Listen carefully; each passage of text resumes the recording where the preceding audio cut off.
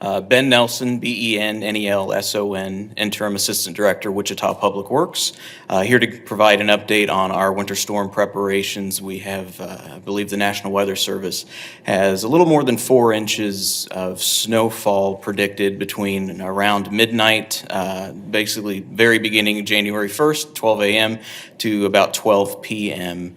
This is more of a moderate end snowfall event than what we've been dealing with in recent years. I believe the last time we've had 4 inches or more of snowfall in a single day was back in 2014. So we haven't had one on this scale for several years. It's obviously not any of the small ones. We've had larger ones in the past, but because of the magnitude of this, I would anticipate that our crews will be, as always, putting down the salt and sand mix. But since we should have more than a couple of inches of snow, if the forecasts hold, we'll be putting our plows down as well and removing the snow to the curb line.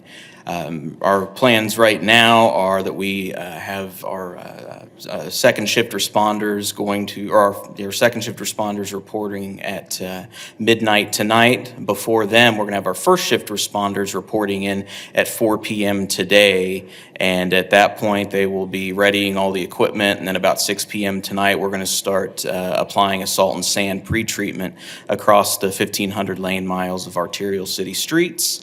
In anticipation of the snowfall, which again looks like the chances ramp up significantly from about 11 p.m. tonight to 12 a.m. tomorrow, goes up to about 50% and then quickly up to about 100% chance of precipitation. So we're going to start that salt sand mix probably around 6 p.m. so that we avoid the commute home tonight. And what that should do is it means that fewer cars will be on the road and less of the salt and sand would get pushed off the road in advance of the storm. Like all storms, we will deploy our full complement of 60 plow trucks that have the salt sand spreaders on the back. We'll continue on 12-hour shifts through the duration of the storm and until the pavement is safely traversable. One particular challenge with this storm is likely to be high winds, which I believe are forecast sustained about 20 miles an hour, gusting up to 30 miles an hour through all day Friday. So there may be some blowing snow that drivers will need to be aware of. Certainly could blow some of the snow that we push off the street, push it back onto the street, and so we'll be dealing with a little bit of that. And as such, I would anticipate that the road conditions will likely deteriorate, obviously, overnight when the snowfall is occurring. We are not getting above freezing, I don't believe, during the day tomorrow. And so we're probably going to have poor road conditions, certainly overnight into the morning, and probably Friday evening as well. Saturday, hopefully, we should have some sunshine Friday or Saturday afternoon, which should melt off anything that remains on the roadways. And as a reminder, a couple of things. Number one, City Wichita crews are primarily responsible for the arterial city streets, not the freeways. Freeways are maintained generally by the Kansas Department of Transportation. The city does not plow any of the residential streets, so that's another thing residents will see, especially with a snowfall of about 4 inches, is that the main city streets will probably be in better condition on Friday than the side streets than their neighborhood streets will be. And we also have our wichita.gov/snowremoval website that's available for people who want to track where our snowplows are at. And that's kind of an overview where we're at today, where we've been in terms of preparation. I guess one other thing I'd mention on preparation, we always track the National Weather Service every day and see what changing conditions are. This has kind of evolved over the past couple of days. At one point, this storm a few days ago looked like it was going to go far enough south that it wouldn't impact us, and it's gradually moved the track north and east to where it's going to clip Wichita. And from the reports from the National Weather Service, it looks like there's still quite a bit of uncertainty. So we're proceeding as if we're going to get the 4 to 6 inch range of snowfall, but that could obviously change, but that's the forecast for now. So a few days ago, as we started to see the precipitation chances increase in the forecast, we began taking steps to, because we're in the holiday week, obviously, to get our people on standby, make sure they were available so we can get the full complement of trucks out. There was also some ice that potentially could have, that was in the forecast at one point, so this is kind of more on the back side of things we don't normally talk about, but we have a fleet services division that makes sure all the equipment is ready to go ago in advance of these storms. They worked to get all of our bucket trucks ready for our forestry division in case this turned into a major ice event. So those are ready to go in case there's any sort of tree damage that needs to be taken care of.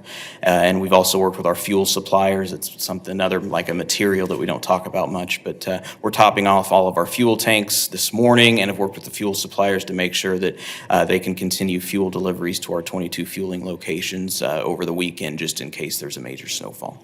So I think we're prepped as much as we can be. We've got our plan and operating plan and everybody scheduled and ready to report at the right time. Continue to monitor forecasts, make any adjustments as necessary.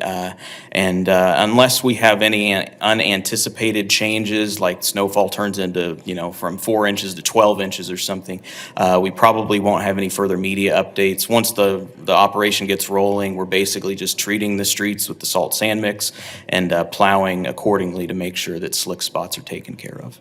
That'll stand for questions. How beneficial is this going to be for you guys due to the fact that tomorrow is a holiday, school's obviously not in session, Does this help you when you're, removing snow? Yes, the timing certainly does help, in particular because schools are not in session right now. So we are responsible for snow removal and ice treatment on 1,500 lane miles of arterial city streets. We also do 300 lane miles of secondary routes, some of which include routes that get people to schools where a school is on them. If schools aren't in session, there isn't as much of a push to get those secondary 300 lane miles treated, and we can focus a little bit more on the 1,500 lane miles.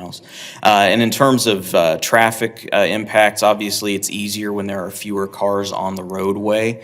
And when it's overnight if it's overnight on a normal weekday, there are real concerns about having a busy commute and freezing up on the roadway at 5 or 6 a.m. We've encountered that in the past, and that gets to be really tricky. Hopefully, with this hitting overnight, going into a holiday, hopefully the traffic is low, and so the impact on drivers would be minimal. Is there a particular, which roads did you hit? Do you hit first? I mean, your primary roads and then your secondary? Can you talk a little bit about that? Yes, so again, we have our primary roads, 1,500 lane miles. Those are the main north, south, east, west streets, and they're broken up into 25 routes. We have 2 trucks on each route, sometimes 3 because we do have 60 trucks. So we hit those first, and then next we will go to the 300 lane miles of secondary streets. But in this case, depending on conditions, we may focus more on the arterial streets and less on the school routes. Obviously, since school isn't in session, it's not nearly as much of a concern. So it does help the timing of this one. Tonight being New Year's Eve, some people, despite the pandemic, still expected to go to gatherings, events. With this type of weather hitting later in the evening, any advice to those drivers or people planning on going to things? Sure, that's a great question. As always, we would encourage people to reduce and minimize the amount of travel they have to make. People will be on the roads for whatever reason. We'd always ask them to maintain a safe and much longer following distance between the vehicles that are in front of them, provide more stopping distance as they go into intersections. Particularly important when we get quite a bit of snow like this is that anybody who parks their car outside to make sure to clear all the windows, not just the front, but the back and the side windows so there's greater visibility, and to just add some extra time to the commute and be careful and considerate of the people around them. We always like to update people on this map. You want to tell us what this is again and what it does? Yes, this is our Track the Snowplows map that we have available at wichita.gov/snowremoval. And this provides real-time updates of where our 60 plow trucks are, their locations, their current locations, where they've been in the past, I believe it's 15 minutes, and where they've been in the past 1 hour. And so you can click on their current positions and it will show the location, the dot, and each one is color coded, and there's an asset number, a truck number 3583, for example, here is up in North Wichita, and you can see that's where its current location is. And you can also track its history by 15-minute intervals. So if you want to see where it's been in the last 15 minutes, which these trucks right now are out doing normal work, so street maintenance work primarily, or water distribution work or something, and where they've been in the last hour, or where they've been in the last 24 hours. So you can look at a certain interval and in a certain location, and I would anticipate that at this time tomorrow, or certainly by the end of the day tomorrow, this map will be filled with lines all over Wichita. You said they're doing some other kind of work right now. What time can we expect them to pre-treat? The pre-treatment will begin after the commute begins, probably around 6 o'clock. And again, that's to minimize any of the material being pushed off the roadway by a higher volume of travelers on the road. When you guys salt and sand, do you just go at once, or do you come back for a second time, or how does that work? We will make one pass through. In this case, the pre-treatment would be one pass through the entire set of lane miles that we maintain, the entire system, in advance of the snow. And then once the snow hits, we're just continuously going through the same routes, clearing off snow as it comes, and then dropping the salt and sand behind the plow. So at that point, it just becomes a continuous operation. Now, when we're just applying salt and sand, we can get through the whole system in about 8 hours, 8 to 10 hours. When we're also having the plows down, it slows down the trucks, obviously, because you're going to rip up the street if you just go as fast as you can in those things. And so that sometimes takes about 24 hours to pass through the whole city. So, continuously we're deploying salt and sand when we're in response, but how often we're going through the street network depends on whether we're plowing or not. And by the time this airs, it'll be about the time you head out to pre-treat. Just real quick, explain to people why you're not going to start at noon today, pre-treating the roads. Yeah, we want to hold off on dropping the salt and the sand pre-treatment down until the majority of cars are off the roadway. If we put the salt and sand down before there's any wet precipitation, there's nothing to hold it on the roadway, and so more vehicles increases the chances that effectively we're just pushing that off to the curb, at which point it's not helpful or effective for any precipitation that falls after midnight. So we're trying to time it in a way that allows us to get through the whole street network in advance of the storm, while also minimizing the chances that the vehicles push the material off the roadway. A waste of resources, right? Exactly, yes. And the other thing I'll add, sorry, go ahead. Salt and sand till later tonight, you're saying? Yeah, not until 6 o'clock we'll start putting it down. Can you explain your shifts again, overnight, and then how long will they work, and then? Sure. So when we're in full operations mode and we're at 12-hour shifts, 12 hours on, 12 hours off. Obviously, when a storm like this is hitting, we're not bringing people in at 12 p.m. to 12 a.m., and for the first 6 hours of the day, they're just sitting around waiting for snow that isn't going to come. So what we do on the front end of these things is we adjust that first shift by 8 hours or 6 hours or whatever. In this case, the people who would have reported 12 p.m. to 12 a.m., we've truncated their shift so they report at 4 p.m. They'll spend a couple hours finishing off getting all the equipment ready, and then at 6 p.m. they'll start the salt and sand treatment. And then we have the incoming shift come on 12 a.m., and then that shift works till 12 p.m., and then the people who are working today will start 12 p.m. to 12 a.m., and we'll just continue on those cycles until the storm is over and the pavement's in good shape.